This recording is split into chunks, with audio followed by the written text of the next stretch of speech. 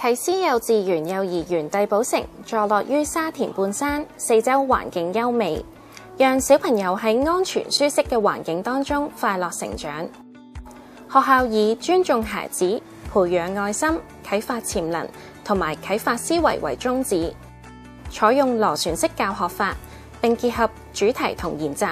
引導小朋友循序漸進咁學習。例如透過緊扣生活經驗嘅主題故事，展開研習探索，培養小朋友嘅解難能力同埋收集資訊嘅能力。另外，學校重點發展兩文四語，除咗廣東話、普通話同埋英語之外，更加增設西班牙語，融入日常學習當中，開闊小朋友嘅眼界。幼稚園特設專科專教，培養小朋友嘅音體藝全方面發展。